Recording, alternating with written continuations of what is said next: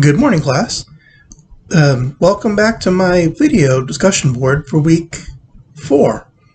Today we're going to talk about the Presbyterian Church in America, or the PCA as it's also called. So first I want to start off by talking about the biblical worldview statement. Today we'll talk about God is completely sovereign over the nations. And I decided to use this one because the Presbyterian Church is known for the Calvinistic doctrine, which emphasizes the sovereignty of God. So we're also going to talk about the year they were created, which is they were created in December 1973. They split off from the Presbyterian Church of the United States. They took a split because they perceived the denomination was becoming too liberal, and they no longer held to the biblical standards for marriage between a man and a woman.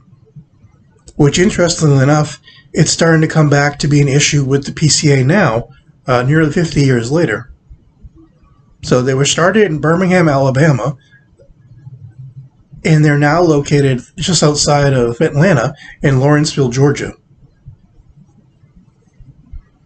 So they're a very good, strong denomination, and they're one of the few that are growing today.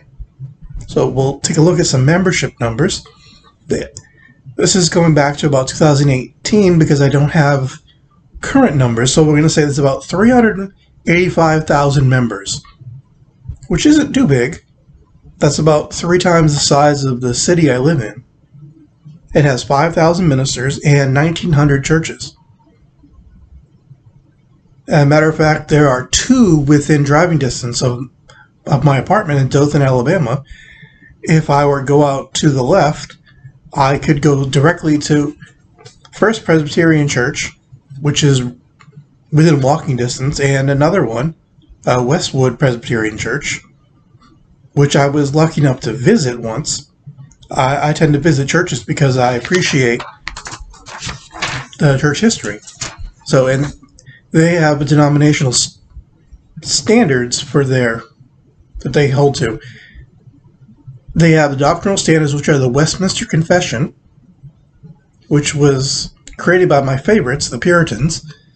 So that includes the Westminster Larger Catechism. So that's the most comprehensive one they use for teaching their people what to believe. Then they have the Shorter Catechism, which is the shorter version they use for people they want to teach. And then they have the Westminster Confession of Faith, which is used in many Calvinistic churches today. And I'll give you a spoiler alert, we'll be coming back to the Puritans in a few weeks for another lesson. So their major doctrines are they're Calvinistic in their doctrine, which is a major thing for the Presbyterian Church. Their church polity is Presbyterian, as you can see.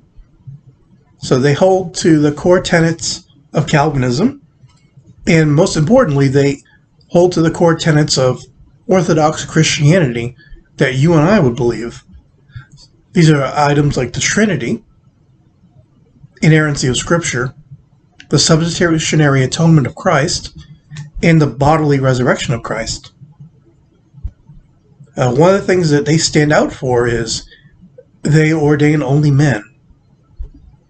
If you're looking for a Presbyterian church that would ordain women, you would look for the PCUSA, or the Presbyterian Church in the United States of America, which is the more liberal denomination.